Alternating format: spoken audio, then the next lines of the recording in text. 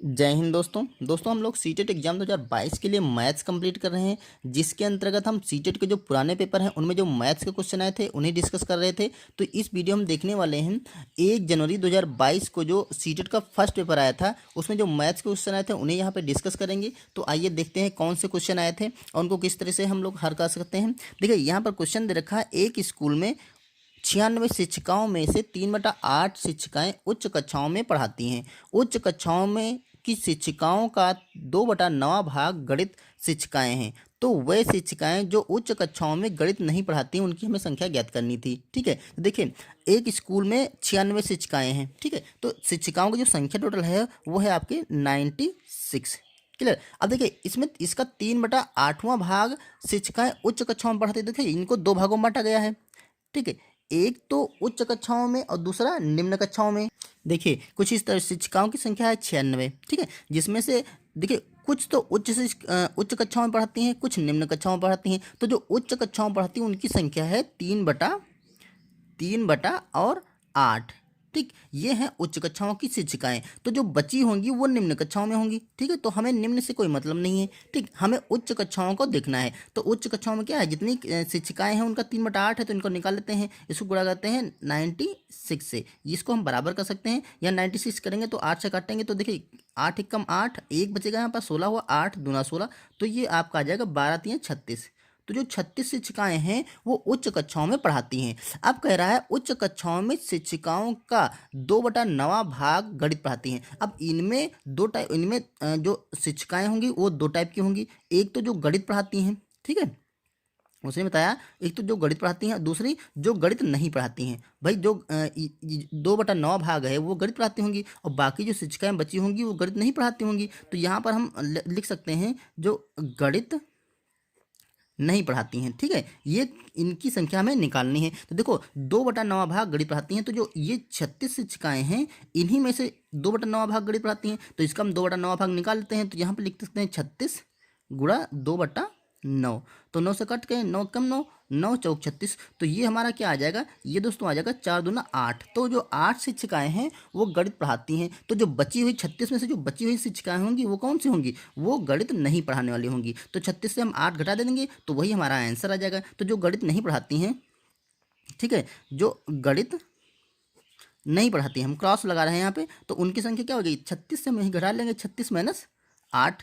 तो ये हमारा आ जाएगा, देखिए 16 से 8 गया तो 8 बचेगा और यहाँ पर बच जाएगा 2। तो 28 शिक्षिकाएं जो होंगी वो गणित नहीं पढ़ा रही होंगी। तो देखिए ऑप्शन नंबर में से सी लगा देंगे। ओके, अगर आप हमारे वीडियो देखना चाहते हैं तो हर वीडियो के डिस्क्रिप्शन में पिछले वीडियो का लिंक मिल जाएगा, जिसमें हमने मतलब पुराने पेपर ही डिस्कस किए हैं।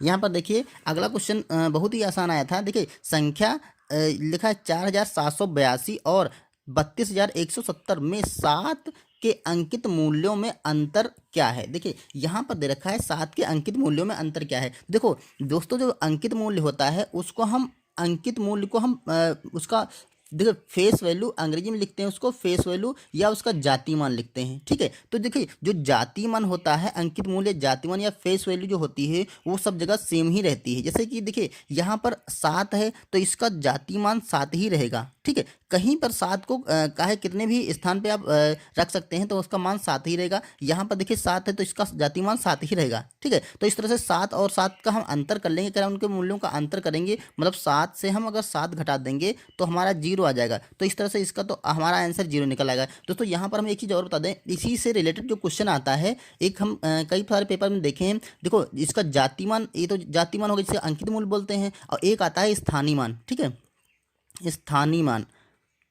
स्थानीय मान से भी क्वेश्चन आता है। तो इसी से रिलेटेड ऐसा क्वेश्चन पूछता है कि यहाँ पर जैसे अंकित मूल्य दे देखो, वहाँ पर देगा कि इसके स्थानीय मानों के बीच में अंतर क्या है। तो देखो स्थानीय मान दोस्तों कैसे करते हैं हम, जैसे ये देखिए इकाई दहाई सैकड़े के स्थान पे है। ठीक है, तो इस 7 का जो स्थानीय मान होगा वो हो जाएगा आपका 700। ठीक है, क्योंकि ये सैकड़े के स्थान पे है तो ये 700 हो जाएगा। ये देखिए इकाई दहाई के स्थान पे है तो इसका जाति मान 200 हो जाएगा 70। ठीक है, अब ऐसे पूछता है कि इनके स्थानीय मानों में अंतर क्या है। तो स्थानीय मान इसका 700 देखिए पहुंचा गया और इसका 70 पहुंचा गया। इसका अंतर कर सकते हैं, जो भी अंतर या योग पूछे तो आप कर सकते हैं। तो ये आप स्थानीय मान ध्यान रखिएगा क्योंकि स्थानीय मान से भी क्वेश्चन आते हैं। तो आइए अगला क्वेश्चन देखते हैं। ये देखिए सिंपल सा सोल्यूशन आया था, 1/2 माइनस ब्रैकेट के अंदर 2/3 माइनस 4/5 है। तो इसको सॉल्व करना तो देखिए आसान सा क्वेश्चन है। देखिए 1/, हम 2 लिखेंगे और माइनस, अब ब्रैकेट के अंदर सॉल्व करेंगे। देखिए ये संख्या दे रखी है तो इसका हम क्या करेंगे, एलसीएम निकाल लेंगे। 3 और 5 का एलसीएम निकालेंगे तो 15 आएगा। ठीक है, क्योंकि ये अभाज्य संख्या है तो इनका मल्टीपल ही इनका एलसीएम हो जाएगा। अब क्या करेंगे, जैसे 2 ऊपर लिखा है तो 2 को हम गुणा कर देंगे इसकी जो जस्ट दूसरी संख्या भिन्न है उसके हर से। तो यहाँ पर 5 से गुणा कर देंगे, माइनस यहाँ पर 4 लिखा तो 4 लिखेंगे और गुणा कर देंगे जो इसके नीचे हर है। ठीक है, दूसरी भिन्न के नीचे हर है तो यहाँ पर 3 है, इससे गुणा कर देंगे और ब्रैकेट बंद कर देंगे। तो देखिए अब क्या हो रहा है, 1/2 माइनस ब्रैकेट के अंदर आ जाएगा 3 5 15, यहाँ पर 15 हो जाएगा, माइनस 4 3 12 हो जाएगा। ठीक है, और नीचे आपका 15 ही दे रखा है।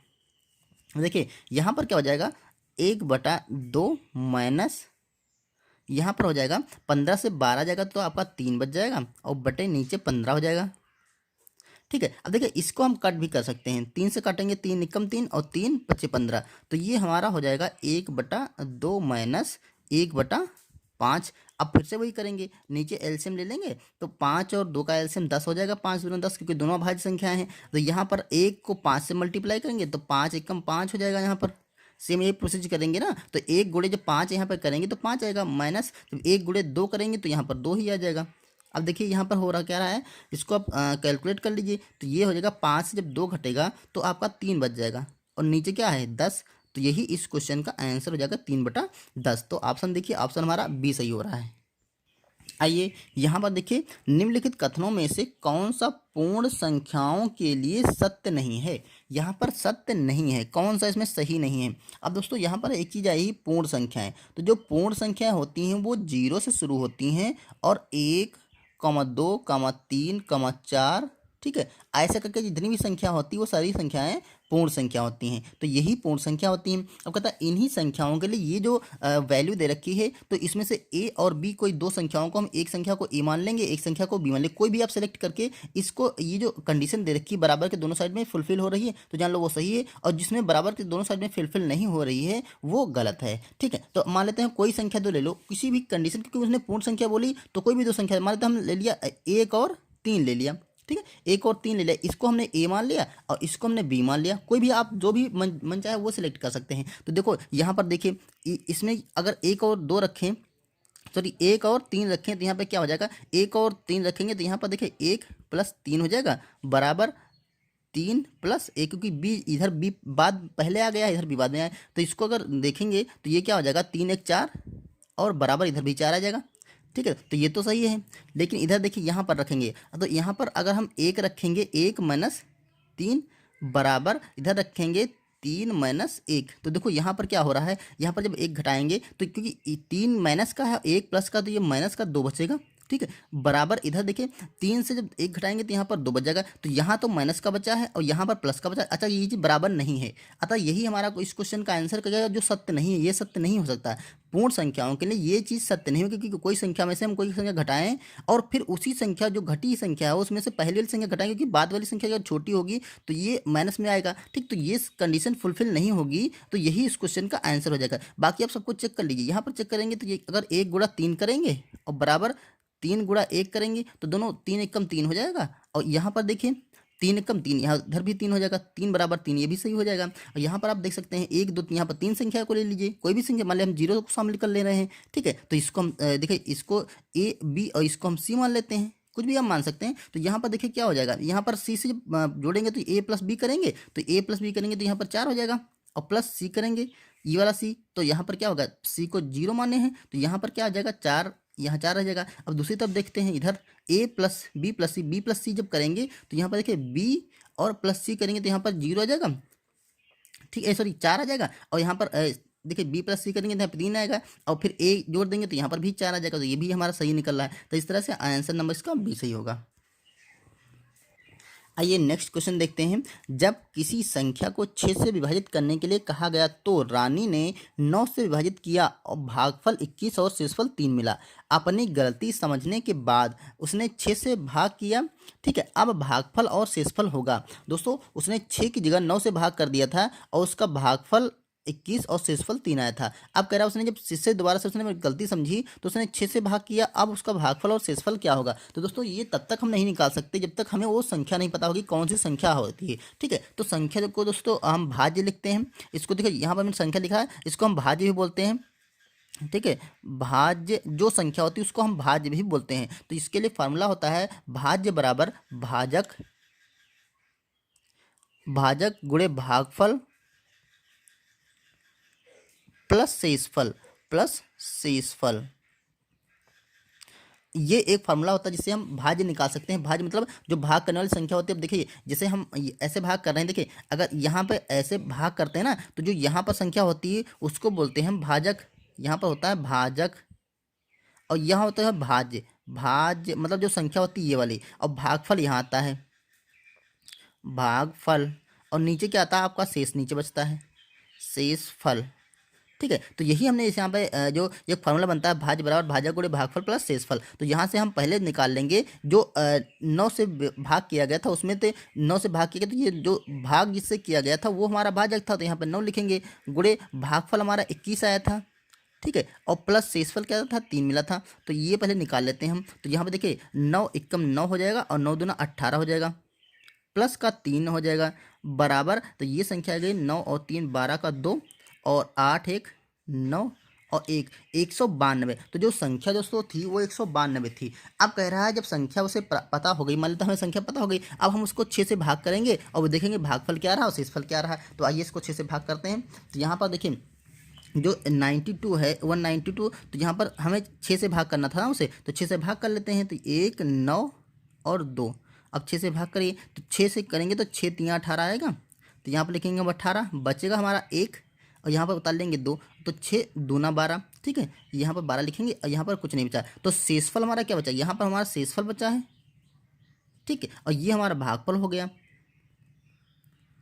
यही हमें पता करना था कि भागफल क्या है और शेषफल क्या है। ठीक, तो यह ऑप्शन देखिए 32 और 0। तो अब भागफल हमारा 32 है, देखिए भागफल यहाँ पे 32 दे रखा है, यहाँ पे 32 दे रखा है, लेकिन यहाँ शेषफल 0 देख रहा ना, शेषफल 0 हमारा आ रहा है, तो ये हम ऑप्शन नंबर हम डी लगा देंगे। ओके, यहाँ पर दोस्तों देख रखा है निम्नलिखित में से कौन सी संख्या पूर्ण घन नहीं है। तो इसके लिए हमें क्या करना, हमें उसको संख्याओं को काटना आना चाहिए। ठीक है, उससे हम निकाल सकते कौन सी संख्या पूर्ण घन नहीं। वैसे अगर आपको अगर घन संख्याएं पता हैं तो आप आसानी से ये क्वेश्चन लगा सकते हैं कि इसमें 333 ये संख्या पूर्ण घन नहीं है। बाकी संख्याओं को चेक कर लेते हैं क्योंकि हमें तो चेक करके ही निकालना है, अगर हमें डायरेक्ट नहीं पता है तो हम चेक करके निकालेंगे। तो देखिए 729 दे रखा है, तो ये देखिए ये 9 से 72 9 से कटने वाला है, तो इसको 9 से काटेंगे डायरेक्ट हम, 9 8 72।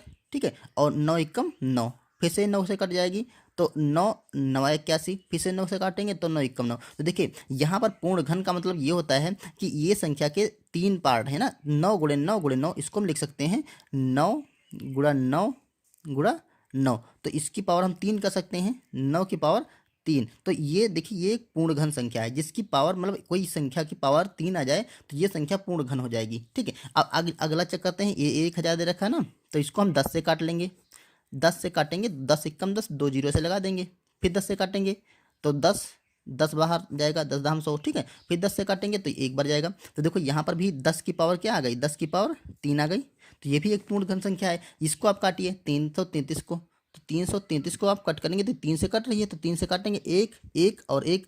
अब देखिए यहाँ पर एक संख्या आ गई, तो ये आप किसी भी संख्या से 3 से काट सकते हैं, 3 से कट जाएगी, देखिए 3 3 9 हो जाएगा, एक बचेगा, सॉरी 2 बचेगा, और 3 7 21। अब 37 एक संख्या मिल गई, ये अभाज्य संख्या है। ठीक, तो ये 37 किसी संख्या से नहीं कटने वाली, ये अभाज्य संख्या ना।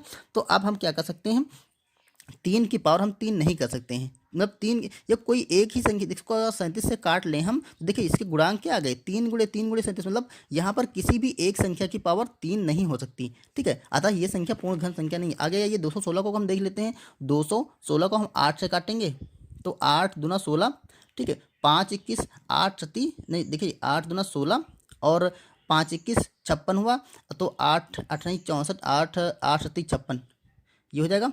ठीक है, और यहाँ पर हम इसको काट सकते हैं 3 से, तो 3 9 27 और 3 से काटेंगे तो 3 3 और 3 से काटेंगे तो 3 एकम 3। अब देखिए यहाँ पर आएगा जो 8, सॉरी यहाँ पर 8 गुणा 3 आ गया। अब देखिए 8 को हम लिख सकते हैं 2 की पावर 3, क्योंकि 2 दूना 4 दूना 8, 8 को हम ऐसे लिख सकते हैं 2 गुणा 2 तो ये भी 2 की पावर 3 और गुणा 3 की पावर 3। देखिए यहाँ पर भी पावर 3 में बन गया, तो ये भी एक पूर्ण घन संख्या है। ठीक, इस तरह से हम ऑप्शन नंबर्स में सी लगा देंगे। ओके, तो दोस्तों ये थे कुछ क्वेश्चन जो सीटेट के 2000 जनवरी 2022 में क्वेश्चन आए थे। उसके अभी कुछ क्वेश्चन रह गए हैं, उन्हें हम अगले वीडियो में डिस्कस करेंगे। इस वीडियो में इतना ही। अगर वीडियो पसंद आए तो उसे लाइक करिए, चैनल पर नए हैं तो सब्सक्राइब कर लीजिए। Thank you.